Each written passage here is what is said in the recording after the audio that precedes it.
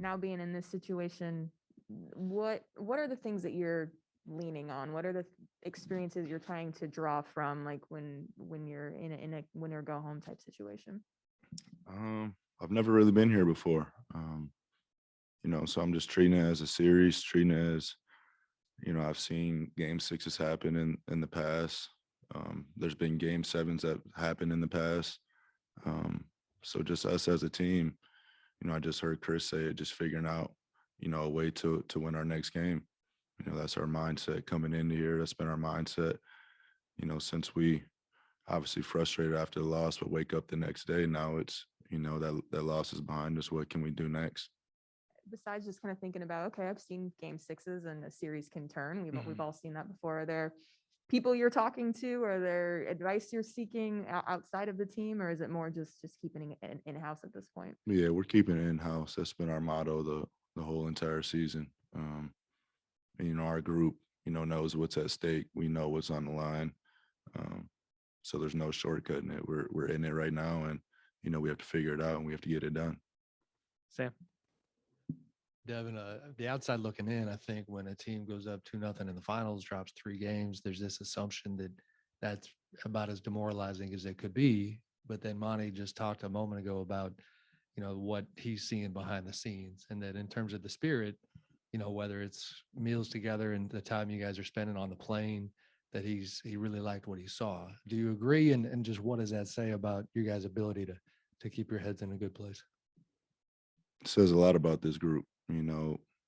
Like I said, obviously we were frustrated after the loss, but we're a type team that realize, that that's over. Whatever we do forward is going to determine whatever our future is going to be. Um, so we're going to go out here today. We haven't watched film as a team yet together on the game. So I think that's step one for us, and preparing and coming up with the scheme to go out there tomorrow. Dwayne in the front right. Devin, we've talked about you waiting to play in this situation, and now you're in a situation that guys you watched have been in and have found a way to get that kind of win. Do you draw from that at all? Like, okay, I've seen guys do this, I can do the same, or we can do the same as a group. Not really. I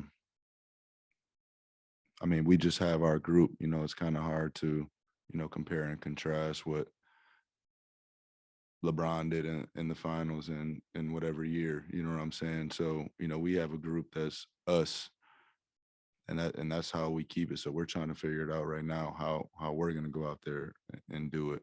And we know it's possible with the group that we have and what we've leaned on for most of the season. Quick follow, coach has always had the right thing to say. Mhm. You guys all year. What's that been like to have a coach that's so dialed into you that once he starts talking, you're like, okay, I know exactly what he's trying to get to us. It keeps the energy right. There's there's no second guessing what coach says. He has the best interest, and he's right. um, so we listen to him. He's somebody that we've leaned on through this whole season for our locker room, for how we perform on the court, for what he just mentioned, how we, get together as a group very, very often. Um, so we have a tight knit group. Over here on the left, third row. In the first 2 games of the series, which you won, you were taking almost 43 pointers a game as a team. Over the last 3 losses, that number's been a lot lower. What are you seeing from the Bucks defense that have kind of limited those opportunities? And do you think you need more of them in game 6? Yeah, I think with the team and the capabilities of the shooters that we have on this team, that we need to generate more threes. Obviously, they're switching a lot, and staying home on shooters. Um, so there's just a way of figuring it out. Putting pressure, causing gravity, to open up opportunities, easier opportunities for everybody on this team, because we have a lot of really good shooters on this team. Steve on your right. Hi, Devin. When the series shifted here for game 3, Jay Crowder talked about using his Milwaukee roots to get food catered in, keeping you guys close, not sending it out into the night where you'd have to interact too much. What has the road experience been like in this series for you guys? Has it been helpful even in terms of that keeping the circle tight, or is it just different? I mean, we've pretty much been doing this the whole season of, not leaving the hotels and being close to each other. So, it's pretty similar to what we've experienced for most of the season. Eric, over here. Hey, Devin. The Bucks kind of did these same things against the Nets and Kevin Durant, where it was a lot of switches, a lot of one-on-one, and then him scoring a whole lot of points. You're doing the same thing. You're scoring a whole lot of points. You mentioned in response to his question about trying to get other people involved. How do you try to strike that balance? I know maybe it's difficult when you are having as much success as you are. Just take what the defense gives you. Just read what's going on and, try to make the right play. I think, the last 3 games that we've dropped, we've been in position or had opportunities to win the game. So just taking advantage of, whatever our best available shot is, or our best available stop is for that possession, and doing that. Mark in the third row on the right. Hey, Devin, I know you mentioned time and time again your focus on the finals here, but what's it been like going up against Chris and Drew, knowing that next week you guys are going to be, Team USA teammates? A lot of fun, only basketball that, I've been wanting to play for a really long time. So, I'm having a lot of fun with it, competing at the highest level, that basketball has known. So this is a great experience. I'm having a lot of fun with it. Brian here in the front. I would guess, for any great player, after something like game 3 where you lose and you struggled, it's easy to say, okay, I have to be better next game. You've been very better the last 2 games and you haven't won. What is your mindset for what you're supposed to do going into game 6 now? Be better, as a whole collective group. We all know, like I said earlier, what's at stake and what's on the line. So, everybody's going to have to give a little bit more, because what we've done hasn't been enough. Vince in the back. Hey, look, you just mentioned how much fun this is being at the finals, when, especially not having made the playoffs, and Mhm. you're getting buckets, you're scoring big. I'm just curious, when you're the only person that has it going, what's that mindset like? Is it, let me get Mikal a shot or Chris a shot, or is it, I got the matchup, this is what I do? Is it a balance between it, or just what is it like in the moment when you're the only one that has it going and the lead is getting bigger or the lead is shrinking, or, when you're in that moment? Just trying to get the best available shot down. I'm gonna keep saying that. Like that's what our offense tries to do, whether it's a open shot for somebody else or a mismatch we feel DeAndre has with a smaller opponent, or if it's somebody that I feel, couldn't guard me that possession or whatever it is. It's just trying to get the best available shot for our team that possession. Dave in the middle. Devin, in covering these playoffs, it's clear that winning is what matters to you, not the numbers.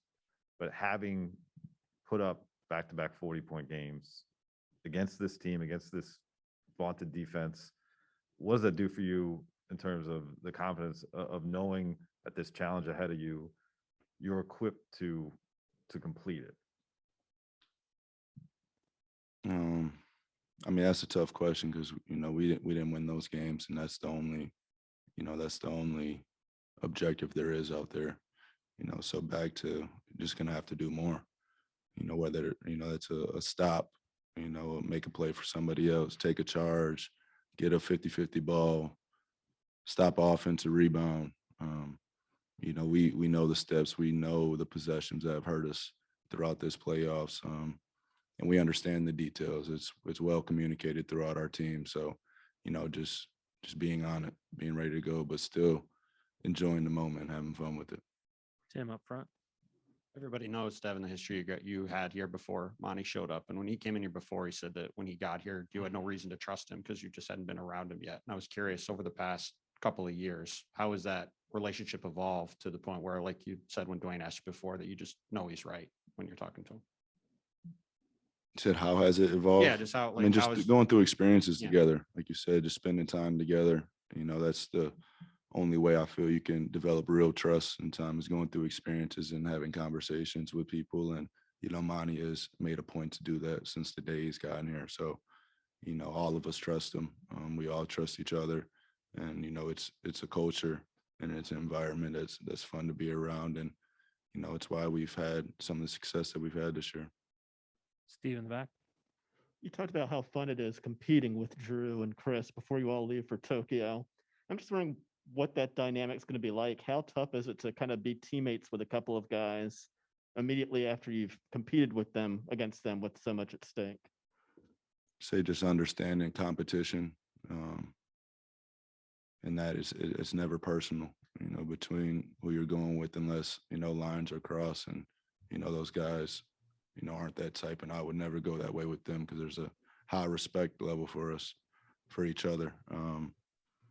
And, you know, I think that's why we're in the position that we're in right now. And, you know, representing your country is a whole different dynamic than competing against each other in, you know, the NBA finals. But, you know, I can always respect somebody that competes at the highest level.